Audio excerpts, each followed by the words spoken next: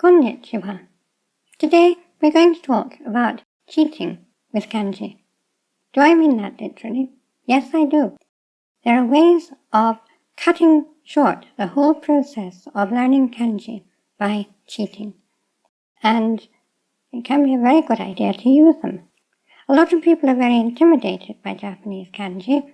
They think there are an awful lot of them and they're difficult to learn.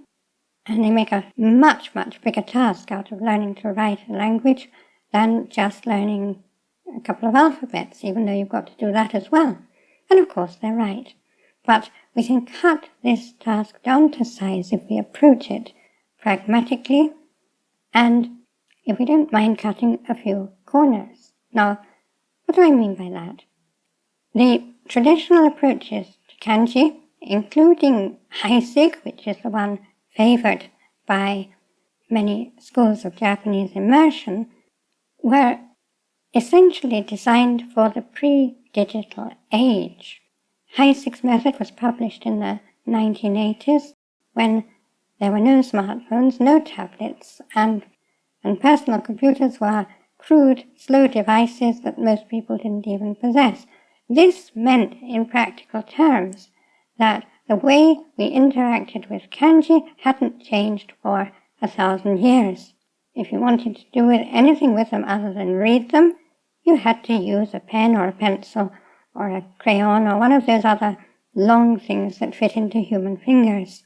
Now, most people, most of the time, don't write them by that means. In order to write kanji on a computer or a smartphone or a tablet, all you need to do is be able to recognize them just as you do in reading them. You put in the sound of the word and then you get a list of candidates for the right kanji, and so long as you can recognize the right candidate, you're ready to go. So you don't need to know every stroke, you don't need to know the exact construction. You only need to know that kanji to the level of recognition, and that's a lot easier to learn, especially if we take a pragmatic approach to doing it. Now, some people are going to say, but I really want to be able to write kanji, and if you really do, there's no reason why you shouldn't. But there are two things to bear in mind. The first is this: how often are you going to do it? Because if you're not going to do it very much, you may end up putting hundreds of study hours into an activity that you may only ever spend a few dozen hours actually using. Now, whether that's a good or a bad use of your time is entirely up to you to decide. But the second thing to know is this: lots of Japanese people forget how to write kanji because they don't do it very often. They write kanji all the time on their computer or their smartphone, but they don't very often write them by hand. Now, they don't usually forget the simpler kanji. They tend to forget more complex ones, and they can certainly read them. But here's the thing: those people spent at least 9 years, usually 12 years, sometimes more, writing kanji every day in school. Writing essays, writing reports, writing notes to the person sitting next to them. Writing kanji by hand was a part of their life for years and years. Now, if your main interaction with kanji is just studying them and writing them for practice, you'll have nothing like the exposure of these people, and therefore, not only will you forget kanji, but you'll forget a lot more kanji, and you'll forget them quicker. So learning kanji is not like learning to ride a bike. It's not one of those skills that you can leave alone for years and then pick up again. If you want to use it, you have to use it regularly. So this is another thing to bear in mind. Another thing people will say is, well, might there not be the odd occasion when I actually need to write? And yes, that's true. I've had a few of those occasions. Sometimes I've had to write a little paragraph of commentary in a guest book. In one place I stayed in, it was the custom to write a little paragraph on the lavatory wall before you left. So how did I deal with that? Very simple. I just got out my tablet, looked up the relevant kanji, and copied them as I wrote. If there are kanji you actually need to use on a regular basis, such as your street address or something like that, of course you can learn those. But learning to write all the kanji is, for most people, I would say, unnecessary. One other possibility is that if you're a very tactile learner, you may find it easier to learn the kanji by writing them. If that's the case, go ahead and do it. For this video, I'm going to assume that you're not averse to cutting corners and you don't really mind whether you end up being able to write the kanji on paper with a pencil. So, how do we go about it? Well, first of all, we are going to learn all the simple kanji pretty much exactly. Things like book and tree and water and sun and moon, partly because they are very simple, so it's not difficult to learn, and secondly, because most of these early simple kanji appear as elements in more complex kanji, so it's good to be able to recognize them easily. Now, as we get into more complex kanji, one of the things that allows us to take a pragmatic approach in organic Japanese learning is the fact that we don't actually learn kanji at all. We learn words. And we learn kanji in the course of learning words. Of course, many of the early kanji actually are words. So learning the kanji and learning the word is the same thing. So let's take an example of a complex kanji that we don't really need to learn at all, at least not in the early stages. We all know this kanji, kokoro, which is the kanji for heart. And we know that it doesn't mean a literal heart, it doesn't mean the physical organ, it means one's thoughts or feelings, one's inner self.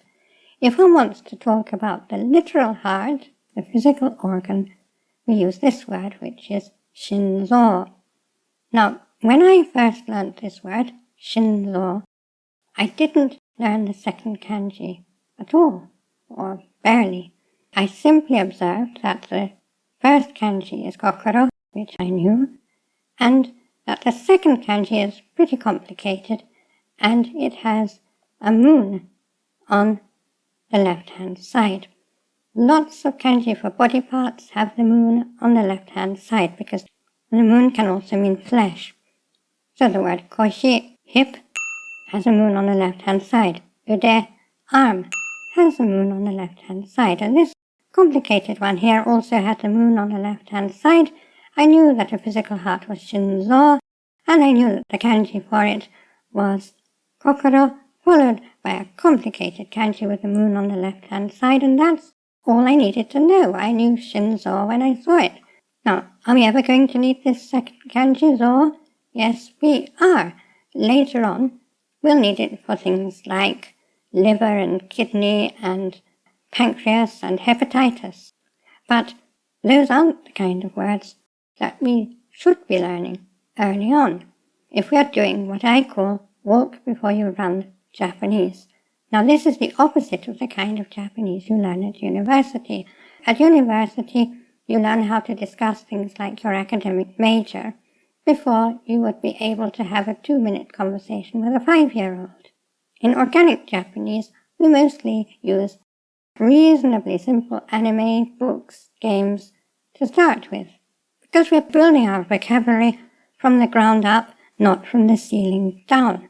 That's also why we start by using plain Japanese first of all, and only add the desu-masu decorations a little bit later.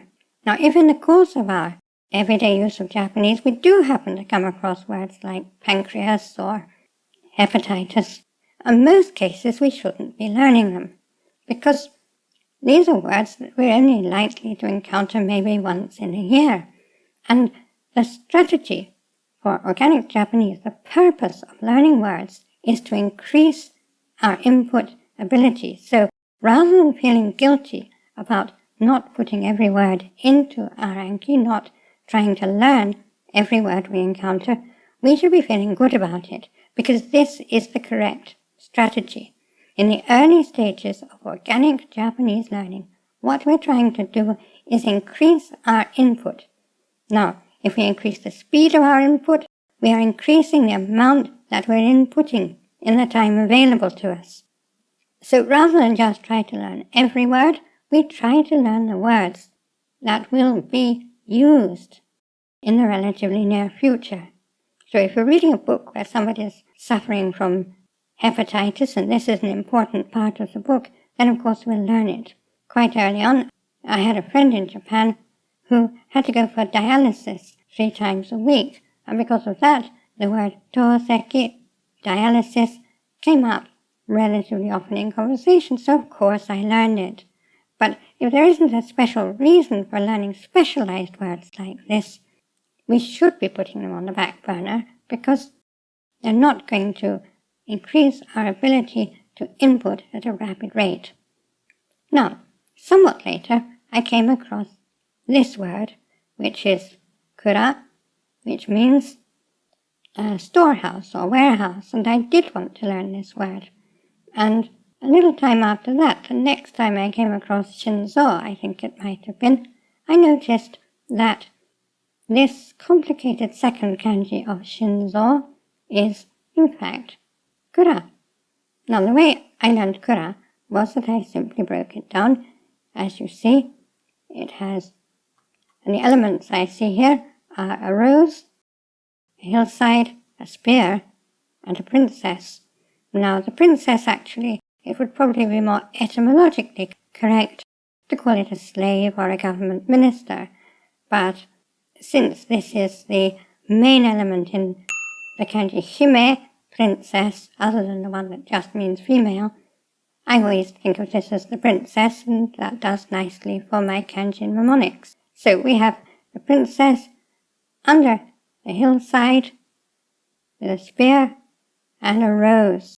So the storehouse is the place under the hill where the princess stores her precious roses, guarded by a spear. When I saw that the zo of Shinzo was actually the same as kura, the storehouse, plus the flesh moon kanji, it was easy to understand that this word zo, which means a bodily organ, is considered to be a storehouse inside the body. So at this stage it became easy to know this zo more fully and see how it fits into other words about bodily organs and their conditions and diseases and other things related to them. It wouldn't have made any particular sense to learn it in that degree of detail at first, and at a later stage it came much more easily and naturally than it would have done trying to force it at that early stage. So in this case, I was learning the kanji from the context of a word.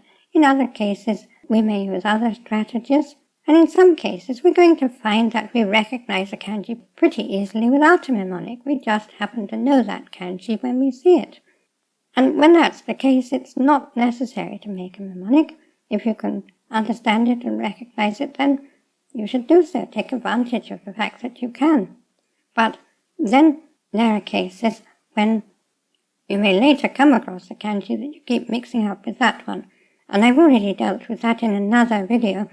What you have to do is examine the kanji that you're mixing up together, whether there are 2 of them or 3 of them, and notice the features that differentiate them. And if necessary, you can make a disambiguating card to distinguish between the kanji that you're mixing up, or you can just add a note to the back of one of the cards where you're having trouble. It depends how much help you need to remember that disambiguation. Now, some of the more systematic people might say, well, isn't it a waste of time learning a kanji and then having to go back and disambiguate it later? And no, it's the very opposite of a waste of time, because what you're doing is, instead of learning a lot of detail that you may not need to know, in case it becomes necessary for disambiguation later, you're only learning the detail that you actually do need to know when you actually need to know it. Now, it's true that there are some kinds of exam where you're shown a lot of kanji in the abstract, some of which aren't real kanji, but they're phonies put in to fool you, and you're asked to find or identify a particular kanji. If you need to do this, of course you need to learn the kanji in more detail, but these kind of exams were made essentially at the time when people really needed to write kanji, and they've never changed. So the answer to that problem is, unless you absolutely have to, don't take one of those exams. Because essentially you're learning a skill whose only application is passing the exam. It has no real life application. Now if we take this pragmatic approach, to learning kanji. We can cut down the time that we devote to the task and put that time to a much better use, which is real immersion in real Japanese. If you have any questions or comments, please put them in the comments below and I will answer as usual.